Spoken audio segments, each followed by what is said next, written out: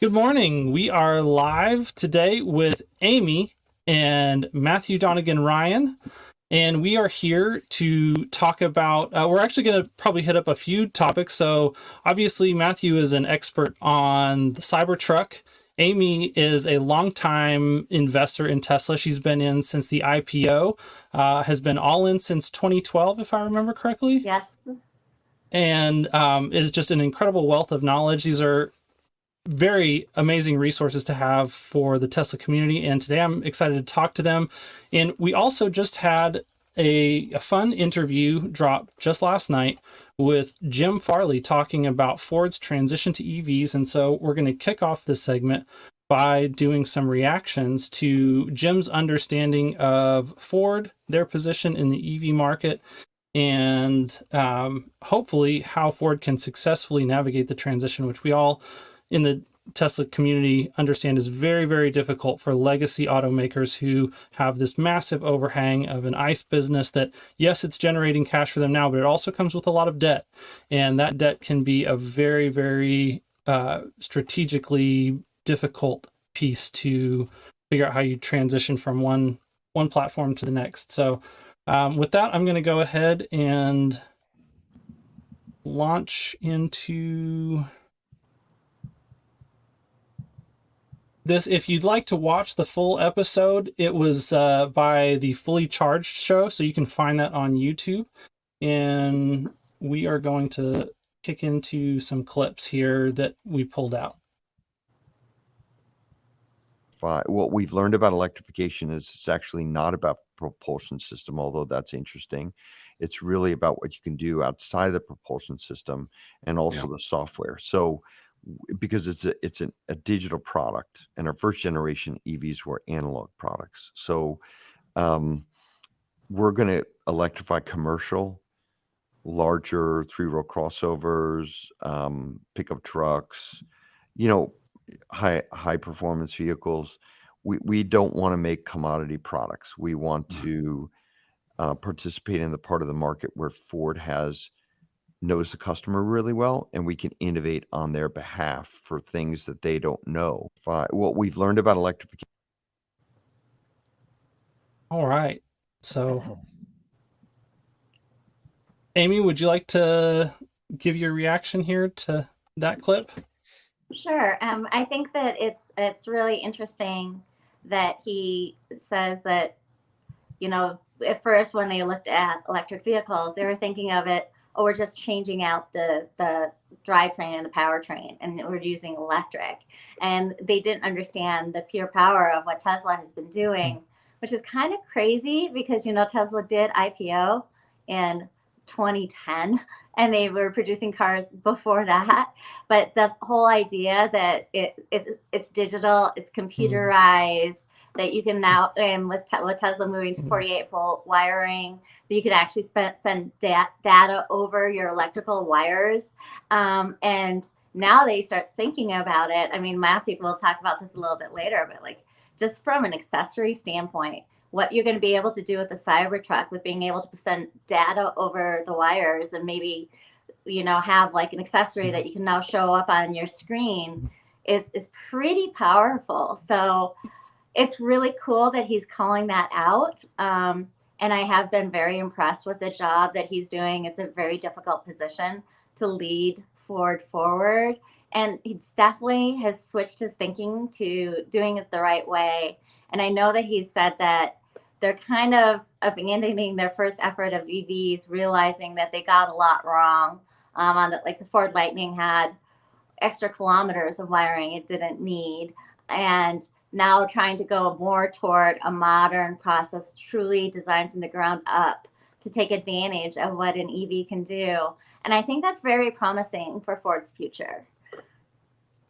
Yeah, another thing he mentioned, that the types of vehicles they want to convert first, performance vehicles, big three-row SUVs, trucks, those are like the most profitable vehicles they sell. So that's the easiest for them to absorb the lower margins that they currently have in EVs. He also mentioned commercial, have very low margins, but they're pretty high volume. And there's, a company might order many vehicles with the same configuration. So instead of, their regular dealers or buyers who really want to customize a lot of the vehicles. They own a commercial buyer like, UPS might order 30,000 trucks all exactly the same or very similar. That's easier for him to roll out. So he said, we don't want to get into the commoditized market, which means the lower cost. I just want a 4-door car to, drive me to work and home. That's not the vehicle he wants to play in, because he knows he's not going to be able to compete with the Model 3 or the Model Y on the price per value. Yeah, it's an interesting challenge because I like the fact that he understands that, those 3-row SUVs and pickup trucks and commercial vehicles are the opportunity. Like, those are the least crowded parts of the EV market. And so if you want to establish yourself, like, that's where you need to go. So I think, like Rivian made a good move in trying to attack the pickup truck space. Whereas Lucid, when you're going up against the Model S, like, that's a much harder place to carve out your niche, because the Model S is a very compelling vehicle. So I like that. But at the flip side, that's also, like you said, one of the places where they make a lot of their money from their ICE platform.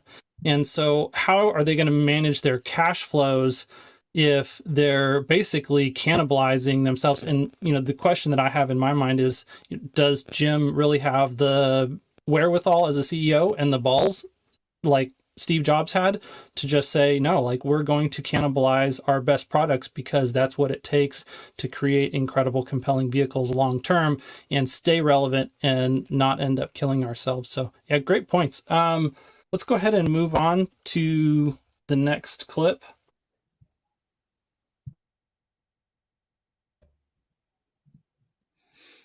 So this turns out to be, and also lockable storage, the frunk. In a pickup truck, pretty much everything you carry in it is susceptible to theft. And the front power frunk, we call it the mega frunk, is bigger than, the hatch for our best selling sedans. So now there's this lockable storage that can be, you could put really valuable things in, and a pickup truck actually, and also the F-150 Lightning is the only vehicle with that can carry 3 child seats as an electric. Right. Wow. It's really big. It's it so is much really bigger than big. everyone else's electric vehicle. So even though it looks very traditional, actually we found out that what people find interesting about it actually isn't really the propulsion system. That's cool. Yeah. But what's really differentiating about it is, and so this turns out to be. Yeah, and the part about this clip that I wanted to highlight touches on what you were saying earlier, Amy, that I think Jim really understands that to create a compelling electric vehicle, it's not necessarily about the powertrain swap, while that may be great and that is a selling point for some people. Ultimately, and I think Dave Lee was one of the first people that helped me to understand this, that it's about offering either features or functionality or experiences to consumers that were never before possible. And so he's kind of teasing that here in some areas, and then he's going to go on in the interview later to also talk about how much of that is dependent on having a software-defined vehicle. But that was the thing that I really wanted to highlight, is that I think Jim finally understands that customer experience goes far beyond just, hey, we're giving you the same old ICE car. Now it has a battery and electric motors instead of an internal combustion. Here, you want to buy lots of them? Like, please. Yeah. One other thing about the frunk, one of my local police stations, they have a couple of Model Ys as their police vehicles, and I just pulled in there once and started chatting with them, and they said what they really love about the frunk, it's not just the fact that they have the extra storage, it's that they have control of the frunk and the trunk from their phone. So when they respond to like an accident and maybe there's someone who needs first aid, they can stay with the person who needs first aid, and they can ask a bystander who's standing there watching. They can say, hey, I've popped open the frunk, or I've popped open the trunk. Can you go grab my first aid kit, or go grab, this thing that I need? And they keep their weapon. A lot of these police, they have a, like a rifle or something. They keep their weapon in the other ones. They might keep their weapon in the frunk, but they keep the first aid kit in the trunk, and now they can send a bystander back to pick that up. Whereas in the past, they wouldn't be able to send a bystander into a portion of the vehicle that contains a weapon. So it's like little things like that, where that additional lockable storage not only helps from a theft perspective and a more storage perspective, but from like a whole new utility perspective as well.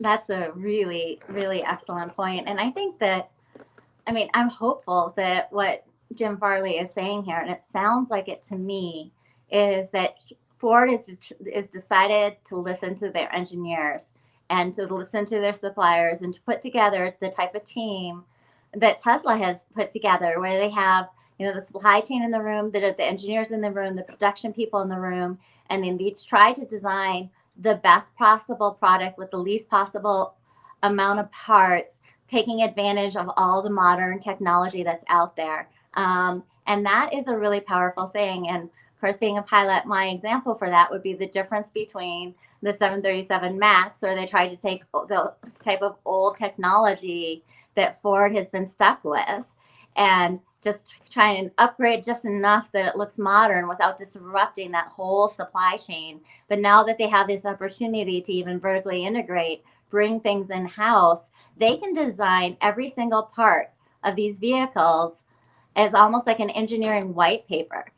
How have the engineers always wanted to do this, but were told that they couldn't do it because it was too expensive, it was too complicated, the supply chain movement would be too difficult to do, and try and really optimize, especially in these spaces that they know well, where they have these really good relationships with these large commercial fleet managers, and where they have and with the, you know, like the white just unmarked van is one of the best selling vehicles in the world, because any business can take that, put their own logos on it, and make it their work truck.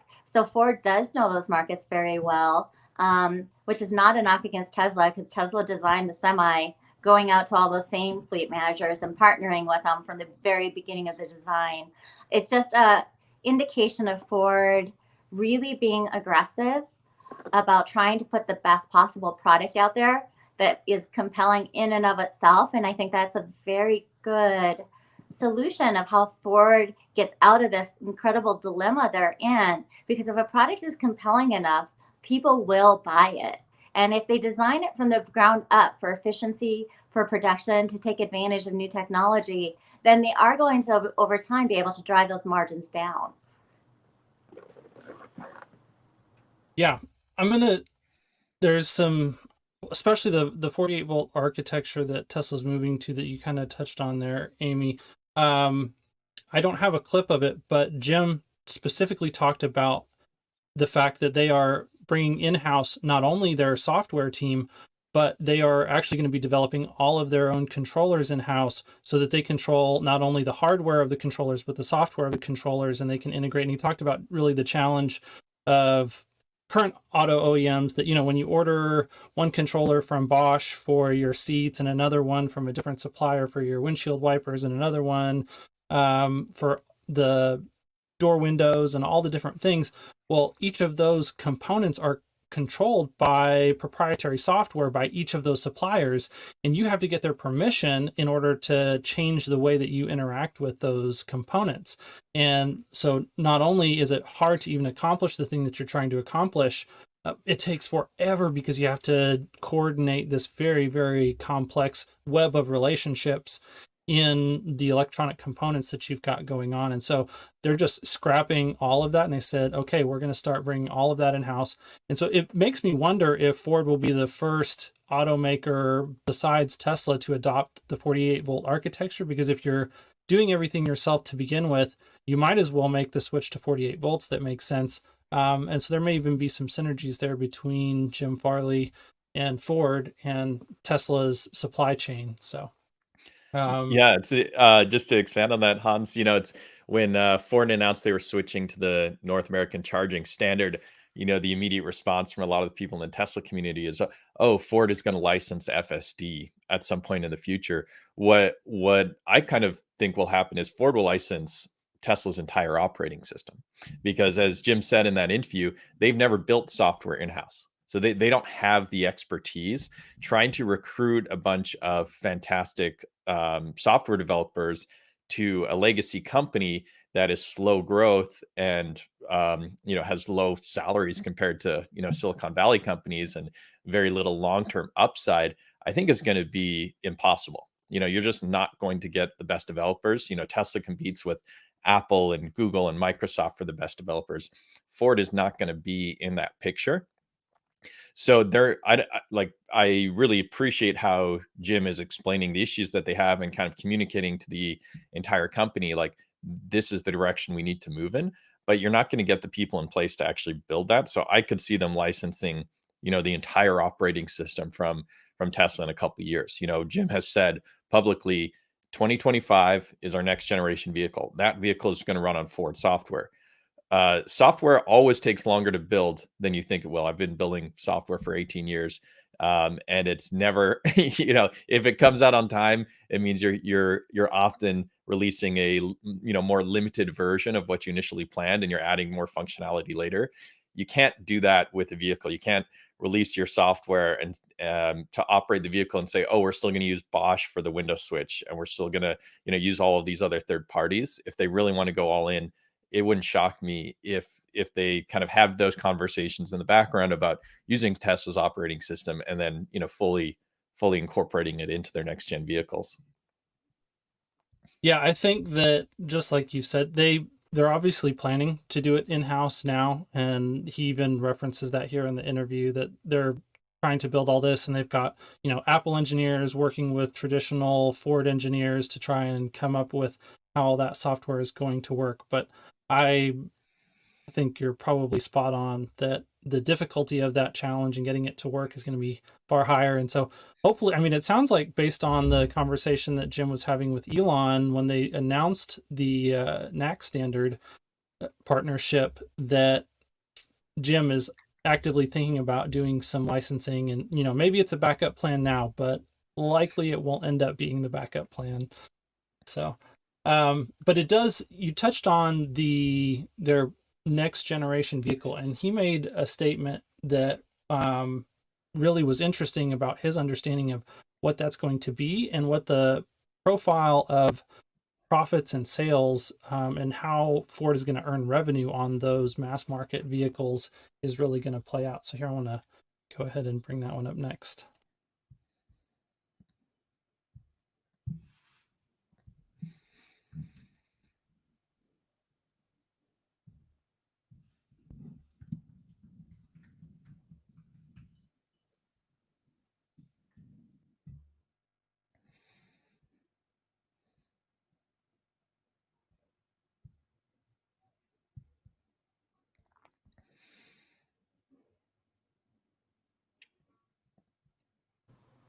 I don't know. I can't hear it. Can other people hear it?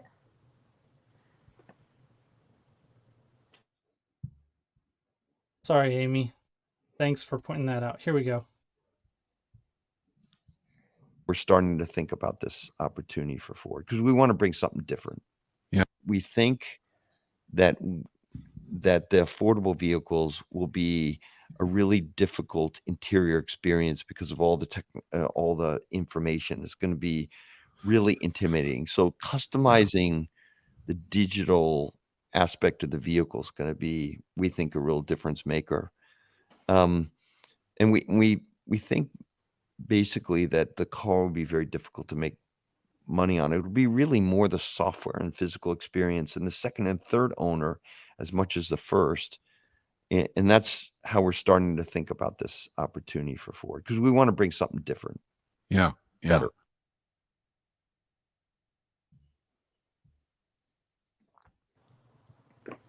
Who'd like to take that? That's incredible, because it's, Elon Musk has been saying for quite a few earnings calls in a row now that the opportunity on the software on the car was going to allow them to reduce the margins. And Wall Street hasn't had a very good reaction to that. They're like, well, we'll wait and see how that works out for you. And now you hear Jim Farley reiterating exactly that thought, that the software is going to be their big opportunity. That's going to take them a long time to drive these margins on the vehicle down, but it's an ongoing opportunity where they can keep selling software to multiple owners and get more ongoing revenue streams coming in. I think that's a good plan. I think that if he pitches that plan to Wall Street, which clearly he is, they're going to look at it and say, okay, so you're talking about a few quarters of challenge, but then it goes back to kind of this dependable machine, and software becomes a lot more recession proof and macro proof, because even if people aren't buying new cars over a downturn in the economy, they still are using their existing cars. They're still going to buy the software for their existing cars. And if that becomes a large percentage of your profit, it moves it into types of different valuations. They're going to take some type of valuation hits here, but honestly, they already did, because it's become clear that they were falling way behind in EVs. So this is really the opportunity that Ford has to be really aggressive, come up with a plan that's going to work, in my opinion. And I know Matthew's going to have some really interesting things to say, because he's been in the position of making these decisions, and then selling them on it as doing kind of everything they want to do. I mean, this is their opportunity to clean house and get the company in the best possible position to move forward, because they already took the hit. And, now at this point, it's just convincing people to fund them through the transition that needs to happen, and that it can happen, and they can come out the other side as a type of company you would want to be invested in, and why.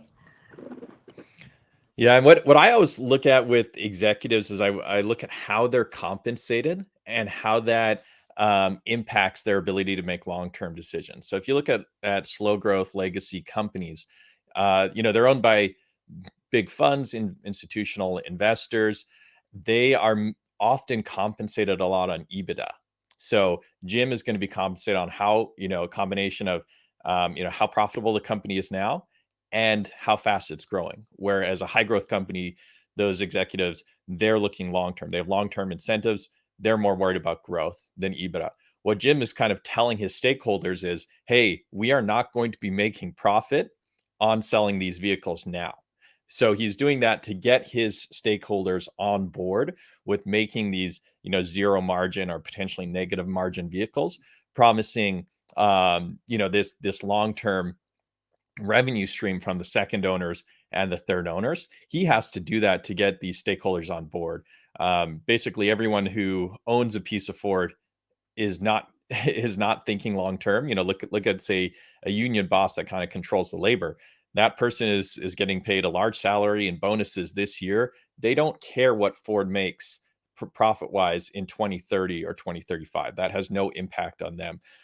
You look at a lot of these other CEOs of other legacy companies, they don't last too long. Like Elon is by far the longest, the CEO who's been in place the longest.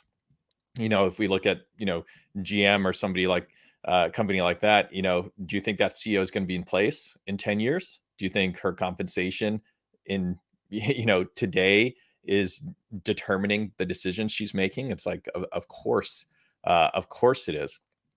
It's going to be, you can, when you sell a new vehicle, the first time buyer will pay, a premium for extra functionality, extra options.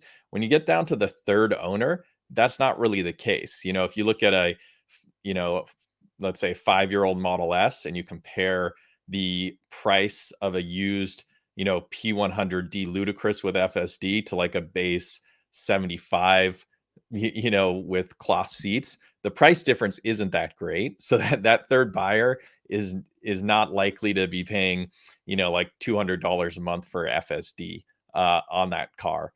I don't think there's anyone who buys a 5-year-old Tesla and spends 15 grand for FSD up front. Like I've never seen that. So, Jim might be able to get a premium from that first buyer and maybe the second buyer, but long term, it's tough to get a large, software monthly license unless they're providing a huge amount of extra value or they have incredible volume at a lower monthly subscription fee. So if you had to guess, what types of value-added services do you think Jim is really thinking about when he's expecting to make long-term software revenue on the fleet? Well, you have to provide something really compelling. Like BMW sells a subscription, I think, to their heated seats. I don't think that's enough to get like the person buying a 5-year-old vehicle to subscribe. FSD is the one thing that somebody could buy. But if you look at most people who are buying a 5-year-old vehicle, as Elon says, they always think about their monthly payment. So if they're spending, say, $300-$400 a month, maybe at most, say, $500 a month to buy their vehicle as being the third owner, are they really going to spend another $200 on top of that for FSD? Um, they just might not have that money, right? So maybe they would spend $99 or $79. I could see that happening. So that's really it. You could be providing you could be selling warranties in-house instead of using these third parties that sell warranties for vehicles. Maybe they could sell a monthly service plan.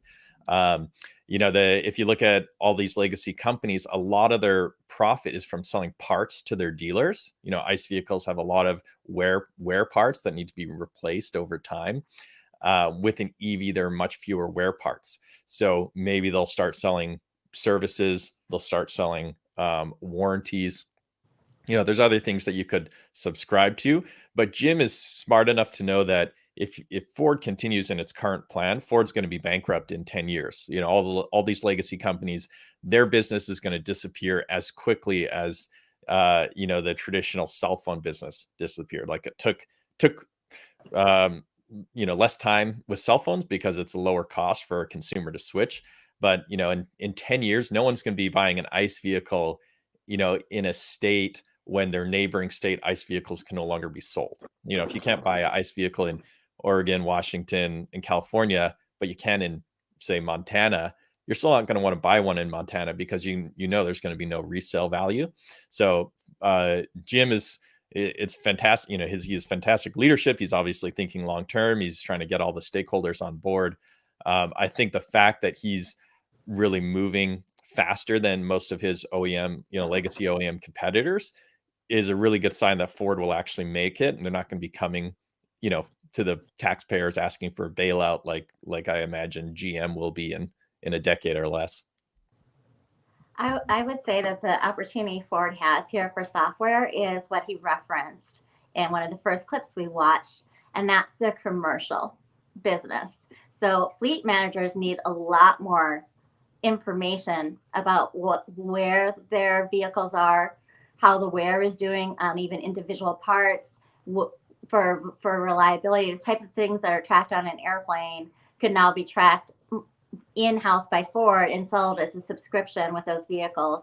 And for fleet managers, they look at kind of a total cost of ownership, reliability, a lot of other things. And there's companies out there that are doing that. So maybe Ford could acquire one of those companies. Maybe they'll write it in-house. But to integrate that software with the trucks they're selling, with the commercial vehicles they're selling, then you can even do like optimization of routing software. So you can use the fact that you're designing the car differently, and then knowing who your customer is, you can really get into kind of software that helps them manage their business as they operate this vehicle. I think would be one of the best opportunities they have to add value in the future. And it's a differentiator for Ford from what Tesla's doing. I mean, Tesla's doing it on the semi level, and Tesla's doing it at an individual level, but there is that gap of that mid-sized commercial business in there that at the moment Tesla is not addressing. That could be a real opportunity for Ford.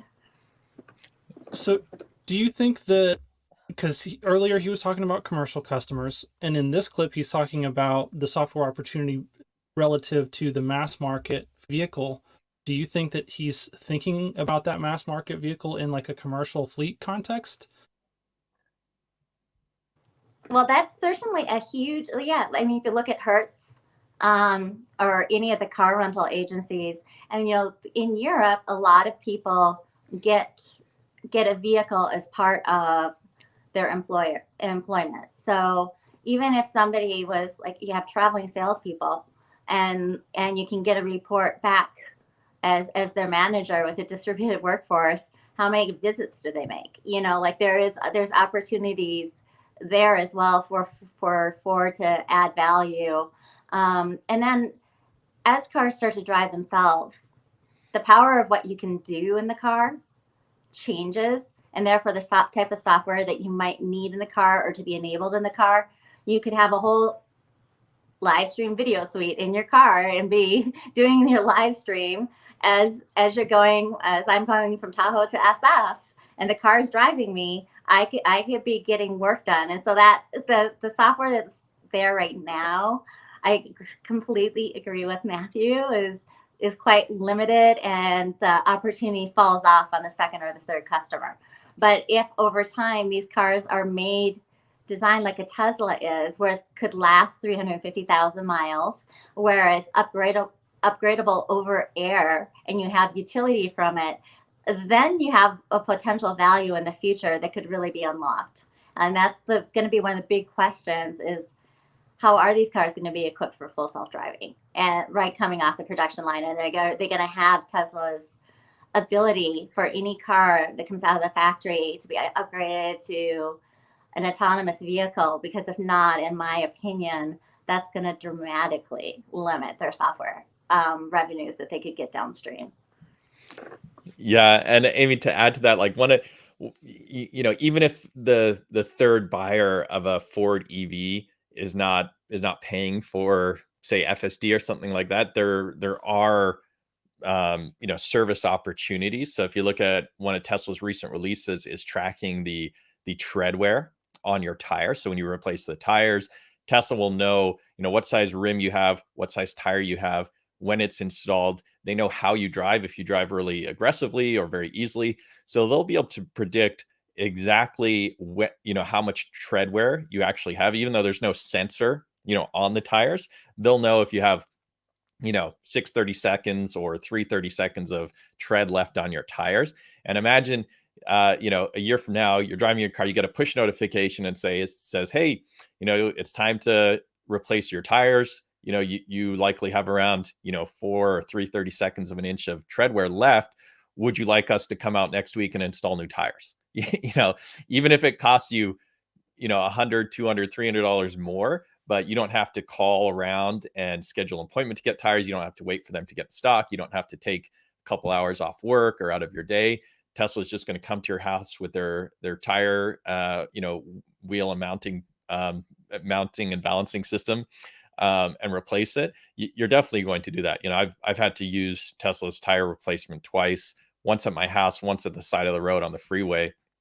It's always cost marginally more than going to Costco, maybe $50 or $70 a tire more, but it's absolutely a no-brainer because this saves me hours of my time.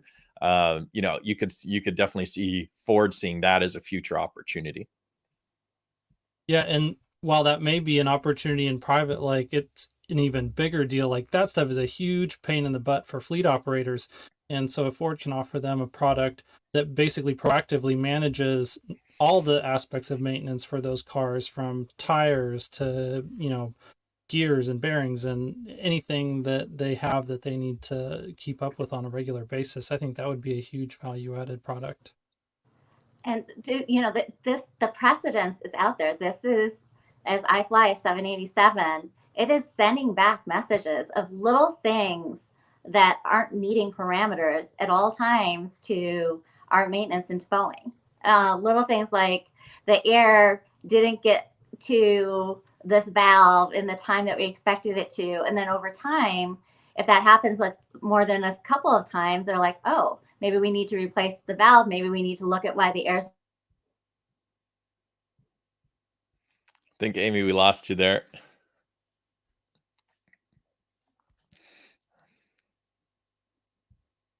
Oh, you're on mute. Thanks. Yeah, she's got a really good point there. And are you familiar with Palantir at all, Matthew? I mean, I'm tangentially familiar with it, but I don't follow it too closely. I know that. So they have a partnership with Airbus. I think it's Sky something is what that product is called. And so it may not be a product that Amy's had direct contact with since she flies primarily Boeing. But yeah, they manage a lot of that data infrastructure for Airbus that monitors all those things and then helps keep the maintenance crews updated on those. And that was one thought that, I think Jim may be interested in partnering. Basically, the software in the car, Tesla is by far in the lead, but I think a company like Palantir might have a good solution for the infrastructure around the I'm sorry, hold on. Yeah. So Amy, I was just saying that Palantir has a pretty good out of the box solution for managing a lot of that data and those notifications based on all the critical systems. Their product specifically works with Airbus. I don't think Boeing has done anything with them. But anyways, yeah. What are your thoughts there, Matthew? Yeah, I could definitely see that as a solution. If you look at the operating, people building operating systems for vehicles right now, Apple is building one, Google is building one, Tesla has one, Volkswagen tried or is trying with their Cariad product, but they keep replacing the leadership there, which doesn't bode well for long-term software development.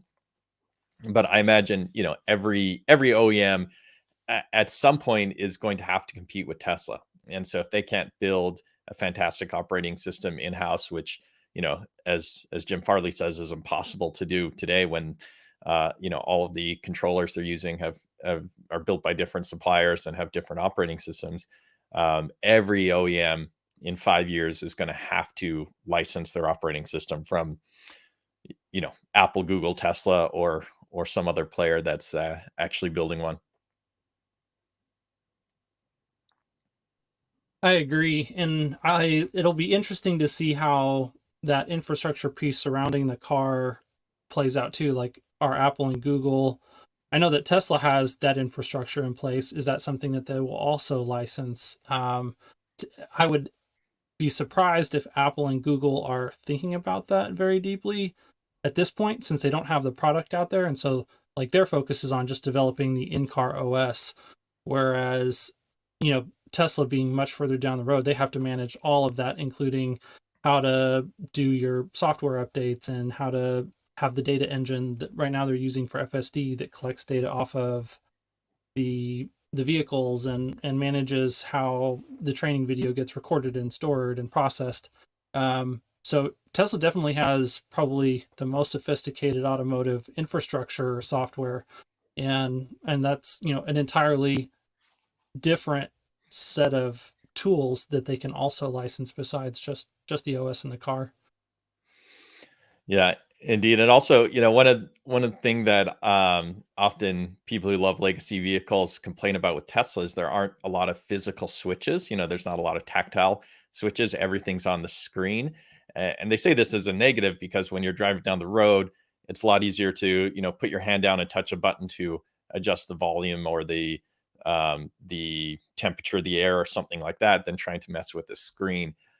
The benefit to Tesla beyond, FSD, meaning you don't have to really keep your eyes on the road as much as when you're not driving an FSD, is that it's so much easier to control everything with one hub, and you don't have to, send power and receive signals from all of these switches. It's a very much a long-term benefit to Tesla that I think a lot of people are sleeping on. Yeah, it definitely makes for a much more configurable user interface that can change and evolve, and especially as we have software that continues to improve functionality over time. That's a huge benefit. So we've got a question here from Yaman. He asks, when Tesla invents FSD, why would anyone buy a non-autonomous ICE car from a legacy automaker? What's your take on that, Matt? Well, it's just about how much can you pay for a car. If you can buy a brand new Toyota Corolla for $20,000 or a Model 3 for $30,000, the Model 3 is probably much better value. But if you don't have the $30,000 or you can't afford the monthly payment, the only reason to buy to buy the cheaper legacy car is because of price. It's kind of like, you can buy an iPhone. Cheap iPhone starts at what, $400 now, and the top line starts at $1,000 and goes up from there. if you can only afford $100 for a phone, your choice is to get, several-year-old iPhone or to get a very inexpensive Android phone. And people will buy those inexpensive Android phones because they just don't have the extra money to buy the iPhone. That's what you'll see with the legacy cars. The problem is Tesla, because Teslas use less parts and are less expensive to build, and will continue to get less expensive. There's going to be a time, probably 3 years from now, where you can buy a Tesla, your purchase cost is as cheap as the cheapest legacy vehicle. You'll be able to buy this next generation vehicle for the same price as a Toyota Corolla. And at that point, it's kind of game over. The only reason why you'll buy a Corolla is because you won't be able to buy a Tesla because of demand.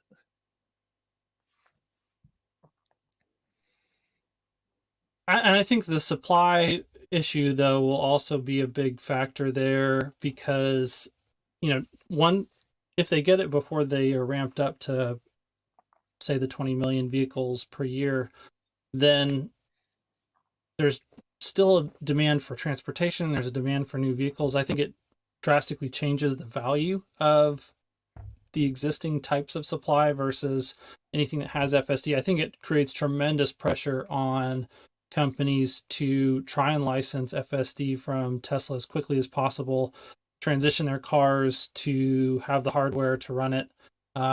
Because the value of those vehicles just drops. Like, it will significantly reduce the demand for new ICE vehicles that can't drive themselves. And that can be devastating for their bottom lines, their profit profiles, the value of their captive financing loan book, all of that just really. Yeah. Let's see if we can get Amy in. It will also be interesting to see what the long-term total demand for vehicles is. So let's say it's 100 million vehicles a year today. In 10 years from now with FSD, is the demand going to be 100 million vehicles, or maybe it will be less? Elon loves to say a Tesla with FSD can be used 5 times more. So instead of using it, 20 hours a week, or less than that, 10 to 20 hours a week, maybe it can be used 50 to 100 hours a week. If that's the case, maybe the global demand for automobiles, instead of being 100 million, is 50 million or 60 million. So once Tesla gets to 20 million vehicles a year, that might not be 20% of all vehicles sold. That might be 30% or some higher number. Mm-hmm. Interesting. Amy, we can't see you yet. Your mic is unmuted. Can you try? Let's see if we can hear you. No. Don't have audio from you yet. So I'm going to go ahead and move you backstage. So let's move on then to there's one more clip here that we can play that's interesting. Let's make sure. The second inning. So like, people still don't understand all the second and third order issues we have to work through. 80-90% of lithium and nickel is processed in China. Yeah. Do we onshore all that? Even if it's mined in Indonesia or South America, it still gets shipped to China for processing. And it's a really dirty process to process these raw materials into slurries that we put in batteries. So I think we're now really looking those issues in the eye and excited about solving them one by one, just like we did in the teens with combustion. We're in the second inning. So I thought this was very interesting that, Jim is finally talking about how difficult the lithium supply chain is. Not only the lithium, but specifically batteries. He also talked about how refining is really hard, and the fact that all of the refineries currently exist in China is problematic, that they don't really want to have an over-reliance on China in their supply chain. And so, I think at least it, in my mind, says that they have a good understanding of the difficulties of what they're trying to do from a battery standpoint, and hopefully they're on the right track. What's your take? Yeah, so that, I mean, there's a massive supply of lithium, and it's even, fairly easy to pull out of the ground.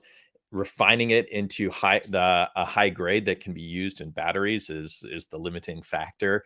And Jim is bringing that up. We kind of need government support to create refineries all over the world that will produce high grade battery grade quality lithium that we can put into these batteries. It's a very long term problem. Tesla has locked in a lot of supply, but as more OEMs switch to EVs, it's going to be harder and harder to keep growing that supply. Tesla's growing their vehicle sales at 50% a year. The supply of lithium is not growing at 50, or high quality refined lithium is not growing at 50% a year. So that is going to have to change for this transition to EVs.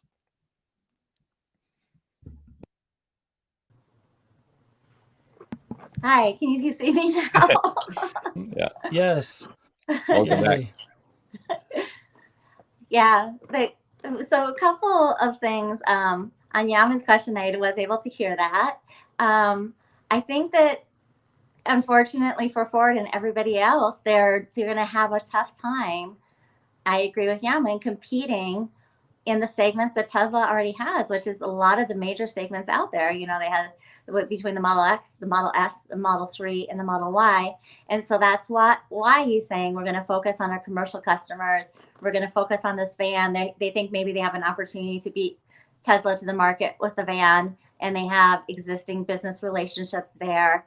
And then there's just the niche vehicles, like an electric Jeep, electric convertible that cost a lot less than a $250,000 Roadster, because I love to drive a convertible. I have the top down even if it's 30 degrees outside, and my heat cranked up to 80. So there's opportunities for niche players there, but it's definitely a different size market than it was before. And then on the lithium refining, that's such an interesting thing, and I've been doing a lot of research into it, because the refining capacity is more than the lithium that's available. But there's two forms of lithium, like a lithium chloride, I believe it is, and then a lithium carbonate. Yeah, carbonate and yes, hydroxide yes. are the two. And then the lithium that Tesla uses. So it's the refining the lithium in Tesla's form to Tesla's specs that's the limiting factor. And especially in the US with the IRA that wants no part of this to be touched by China, Ford has a deal with CATL where Ford will own the battery factory and CATL will operate it to produce these. And of course, CATL can also do refining. So there definitely needs to be a lot of movement in the space of even just from a logistics standpoint of how to scale worldwide to replacing an ICE fleet with EV fleet. Everything can't come from China. Everything can't go on a ship to get to the factories. It needs to be more localized to supply.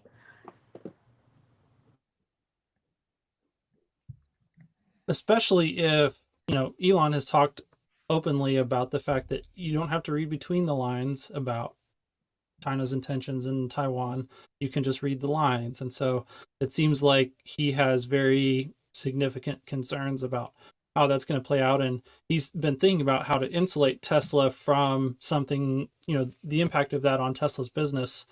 And, he's mentioned the fact that Apple, for instance, is a lot more reliant on China for their entire business than Tesla is. It's not a single point of failure, but that doesn't mean that he's not going to make sure that if something happens there, that they can operate Tesla localized inside of China, and that operations outside of China are not dramatically impacted in a negative way if something does happen there. And so I think that's another factor that people may be underestimating, and why Elon says that refining is the bottleneck. I kind of reinterpret that, at least in my mind, as IRA compliant refining that is not going to blow up if something happens with China is the bottleneck. Yeah, well said.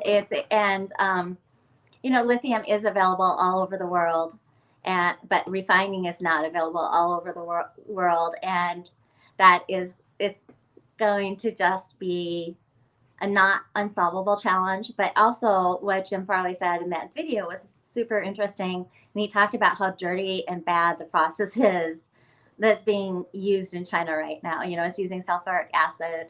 It has these extra steps in it that it doesn't necessarily need to have.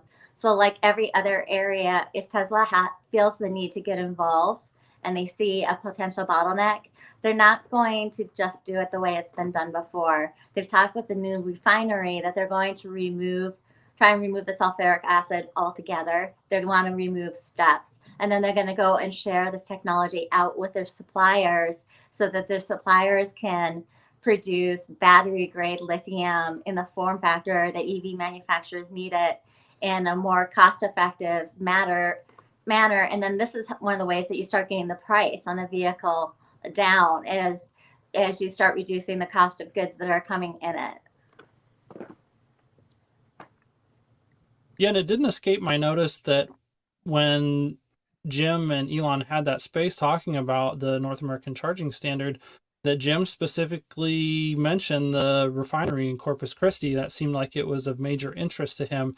And so, that's another point that shows that the auto manufacturers that exist here in the US and want to have domestic supply chains may have a different perspective on the tension between, yes, there may be some refining capacity in China, but that doesn't mean that that's refining capacity that we want to be tied to forever. So great. Matt, we're talking about switching to the supply chain, or sorry, the unbox process and Cybertruck. Are you thinking about those things together, or is there some thought that you have that they might be basically piloting parts of the unbox process with the Cybertruck, or are those separate topics? Yeah, so when Lars kind of presented this unbox process at Investor Day, he did say, they are planning on using this process with the Cybertruck. The Cybertruck has been designed from the ground up for the construction of it to be automated, and the unbox process really helps with that. So with a lot of the leaked images of the Cybertruck, there's been a lot of thoughts. People don't really know if it can be built in the unbox process or not. So we're not 100% sure, but I'm leaning towards thinking that it will. When I met with executives of Tesla at Investor Day, and I was asking them about the price, what's the cost and the price of the Cybertruck, they were intimating that it's less expensive than a Model S or Model X to produce, and only more, it will be more than the Model Y. So I think price is going to fall in there, and for this vehicle to get in that price point, I think we're going to see a lot of automation.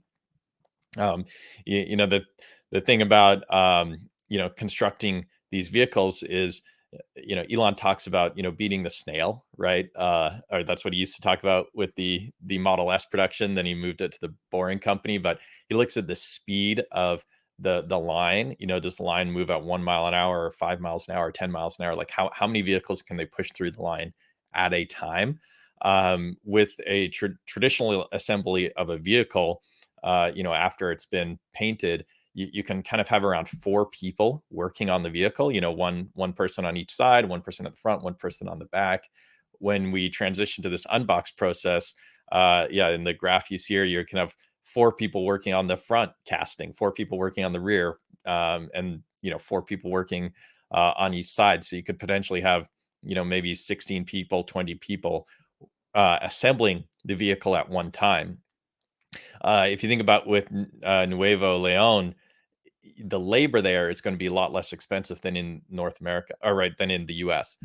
Same thing in China. So even though the labor costs here in the US are pretty high, we can produce vehicles a lot faster if we have 16 to 20 people working on them instead of 4 or 5. Imagine that difference in China or Mexico, where the labor is so much less expensive. I'm leaning towards the Cybertruck will be built in the unboxed method. I'd be curious if Amy has a similar opinion. one of the few areas we slightly disagree, Matthew. And I just, and from my standpoint, it's because of two reasons why I think it's going to be largely unboxed, but not all the way there. One of those is that the Cybertruck has been given the straight line in Austin over the Model Y having it. And that's one of the reasons why it's taken the Model Y longer to ramp. So you don't actually need a straight line with an unboxed process and people working on 4 different parts of the car at once.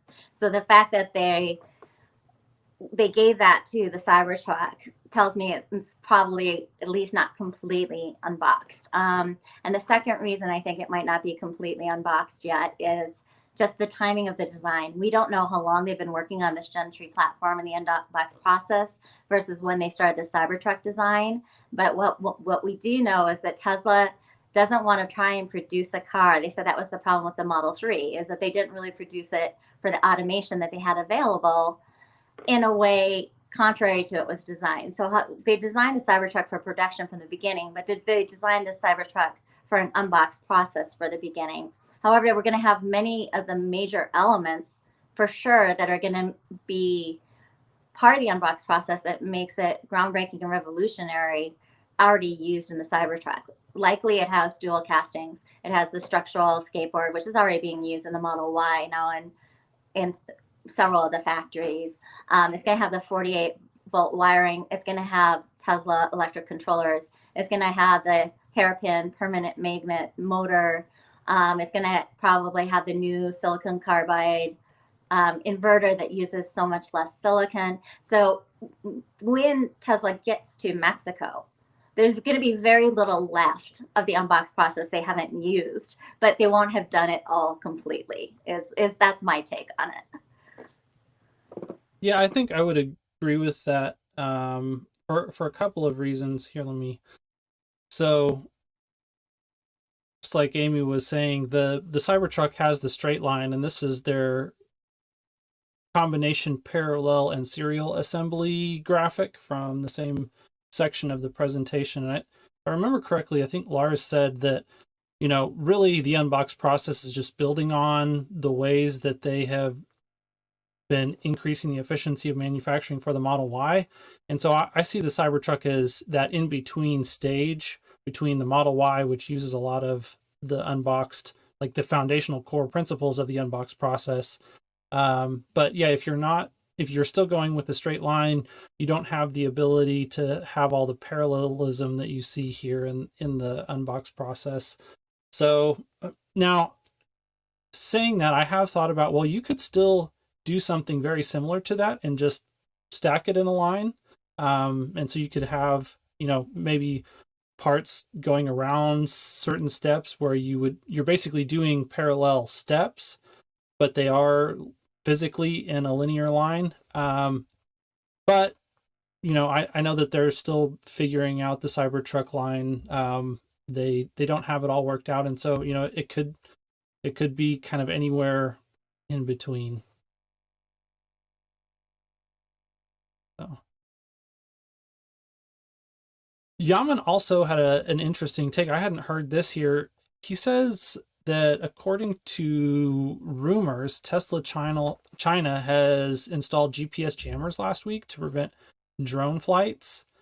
If this rumor is true, what do you think that is the cause for that in Tesla China? Yeah, I saw that and I was exceptionally excited about it. So that would indicate very likely that a new product is coming out imminently, and they don't want to spoil the surprise as they are moving parts and stuff around the factory. So it's also I kind of like to see Tesla do that. If you're getting really close, like they shouldn't have to black out all the windows on the factory so the workers are working in a dark cave to prevent us enthusiasts from ruining their big reveal. But it's a really, really good sign that we're, all these rumors that we've been hearing about possible upgrades on the Model 3 might really be happening. I did see that tweet as well, and I think it could be a big deal. We'll see. I mean, it's all speculation, but we know they pulled a permit in Fremont to demolish a line and build a new one, you know, so.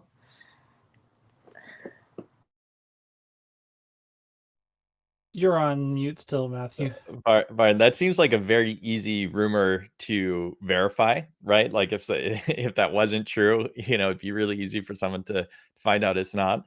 The fact that we've seen these leaks leads me to believe that the vehicle is imminent. If you think about all of the other Tesla unveils, there was essentially no leaks. Like with the Model Y, we hadn't seen it until the day it was unveiled. The Cybertruck, could you imagine Apple building something like the Cybertruck and not having a 1,000 articles about it? I mean, there's an entire publication called Mac Rumors because there's so many leaks from that company. We just don't see that from Tesla. Same thing with the Model X. We saw the initial prototypes, but when it was unveiled, I mean, that was the very first time we were learning about so many different things in that vehicle. Again, with Apple, it's when they have these announcements, like today we'll have the announcement of this potential mixed reality glasses. The bloggers are going to be verifying which leaks were correct or not versus like breaking the news. So the fact that we've seen this model, potentially this, Project Highland Model 3, I think means it's coming imminently. It's not coming in a year or 2 years. So I would be surprised if we do not see it coming out, within the next month or two. And who this came from was, I hope I'm saying this right, but Wuwa, who is the person that does the drone flights over Giga Shanghai. So he would be the best possible source to know if he can fly his drones or not fly his drones. He's a great resource, by the way. I love following him. Or her, I don't know. Yeah, I think that just to a certain extent, we know that the Project Highland is coming, and so there is a element of confirming rumors that we do know about, but they have been really good about keeping things under wrap, and I'm honestly surprised. I thought that they might not be as tight-lipped about the Highland project as they have been, but it makes sense why they are, that's for sure. And we've already seen, now Berlin is already using the BYD batteries, and they're using the dual castings on the Model Y. And so hopefully that's just the precursor, and them testing out the process as well before they move that on to the Model 3. And then we know that the cattle factory, the Ningda factory, is right next to Giga Shanghai, and that's the M3P battery, which is also going to be a structural pack that can be supplied to Tesla. So we're seeing some of the pieces fall into place. And one of the things that was interesting with when the Model Y you start using the BYD batteries is the drive unit is listed as having a hairpin motor now. So it looks like it might even be the new powertrain as well that's being in place there. So we're seeing this is typical Tesla to not. And we're just talking about this with the Cybertruck. When they're going to be doing a lot of the innovation in the Cybertruck. Before they even get to the Cybertruck, they're going to be doing it in other places too, as much as possible, integrated into past vehicles. So when they go to produce the Highland Model 3, it won't be all new. They will be moving into familiar ground on how do we produce a casting vehicle with a structural pack, with simplified steps. I'm really excited about it though. Like it's going to be a very big deal if that Model 3 price can come down, and the Model Y is already the best-selling vehicle in the world. Tesla could have 1 and 2 is just locked up. Yeah, and that hairpin motor, it's it's more efficient. Or sorry, it's more efficient than the wound motor. It's cheaper to build. It has lower performance, lower torque. The Model 3 being the lightest vehicle Tesla sells, and not really being so much of a performance focused vehicle, doesn't really need the wound motor, which is a hand built motor. So it would make sense that the Project Highland receives 2 wound motors, because it doesn't, or sorry, 2 hairpin motors, because it doesn't need the wound motor anymore. Well, and the hairpin part of it is much more efficient and actually creates higher power. But it's the fact that they're not using the permanent magnets that makes it less efficient overall, and less of a power thing. And so that's one of the things I'll be very interested when we see that car out, and hopefully Sandy Monroe gets to tear down that new hairpin motor. I want to know what type of batteries, or sorry, not batteries, what type of magnets, the permanent magnets that they're using in there are. There's been a lot of speculation. It seems like there's a lot of consensus now saying that it's just going to be regular, normal iron ferrite magnets, which are just your run-of-the-mill magnets, and that they are able to use those very easy to procure, easy to manufacture, plentiful and available magnets because they've gotten so many other efficiencies in so many other parts of the manufacturing process for the motor, and the simulation software that they have, which really allows them to understand the dynamics of the magnetic fields and how those work at all the different torque and power and speed regimes. So that's really exciting. And as a mechanical engineer, the nerd in me really wants to see what the magic is there. And I know that Sandy Monroe and Monroe and Associates will do a great job of educating us there. So,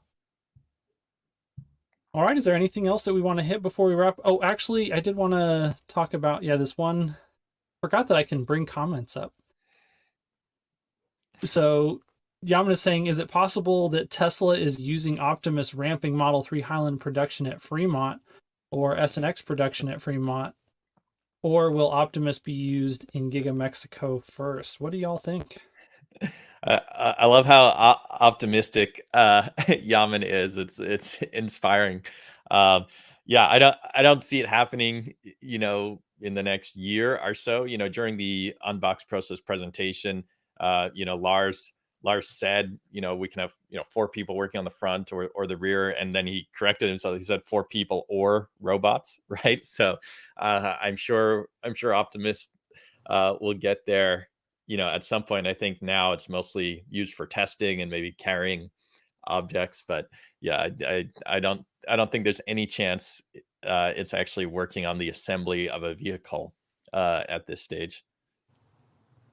Yeah, it would depend if there was some task that was simple enough where the Optimus team would have to prove that it could do it reliably over time without slowing down the line, because this is too important to Tesla, and that Tesla has the ability to do a simulation line for Optimus to work on rather than be on the actual line. So it would have to actually be adding value, the type of thing that slowed down the original Model 3 process of trying to put little pieces onto something. If they could program Optimus almost to do just that task, prove to Tesla it does that task very well and is better than any other option, then it could get on the line. But I'm not sure that that's where the focus of the Optimus team is right now. I think that they're really worried about we saw in that video lots of different areas that they're simultaneously working on. That was completely inspiring. The fine motor control, whether they were working on that, the learning the environment and learning how to move through the environment. All of those pieces, they've been making absolutely phenomenal and exciting progress on Optimus, but I'm not sure about in the factory. Of course, that's not also my expertise, and we do have some people in the community that design manufacturing systems and factories and everything is their expertise. So I would be really interested in what they thought about it. Yeah, and I did get to speak with James Douma and Scott Walter kind of on this general topic on Friday last week, and it was a very interesting conversation. I think, Yamana is correct in the factory is going to be one of the best places to do the development work for Optimus, to train it to do useful tasks. And like Elon says, we're trying to automate things that are boring, repetitive, and dangerous. And there's a lot of boring, repetitive, dangerous work in a manufacturing facility. And so then the question, I don't think that they're actively doing hardly any of that. If at all, maybe 1 to 2% of development time for Optimus right now might be happening in a factory, which I think even that is not very likely. But it will be an area where they do a lot of development in the future, and the question is when. I would think that Fremont, just because of its proximity to their engineering headquarters in Palo Alto, where they're currently doing all of this work, is the most likely place that it will be used first, in a large scale manufacturing facility. Just because there's less hard automation there than there would be in like Lathrop or Cato Road. But long term, when we know that Tom Zhu talked about potentially having up to half Optimus bots, half human operators in Giga Mexico at some point. And so there's going to be that transition. I think that they're going to work out a lot of the kinks in Fremont first, and then things will kind of move to Mexico afterwards, just because of the difficulty and logistics of, managing 2 fleets of Optimus bots in different locations. They also have that Cybertruck pilot line that they've built, that would be a really good first place to bring Optimus in, where it can start working on factory tasks and they can see any kind of type of edge cases. When they're not using it as the pilot line for the Cybertruck, it becomes a perfect Optimus training ground for a first step. But I definitively see them using it in the factory. And I would definitely defer to what James Duma and Scott Walter say here, because this really is their area of expertise.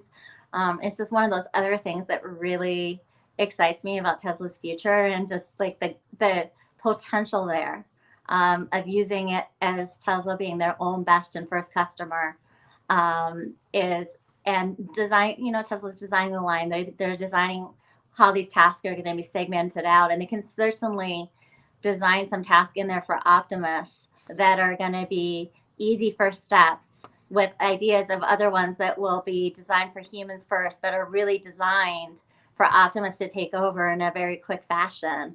I think it's going to be one of those things that it's rolled out a lot faster than people think. I just don't know. I don't think they're necessarily there yet.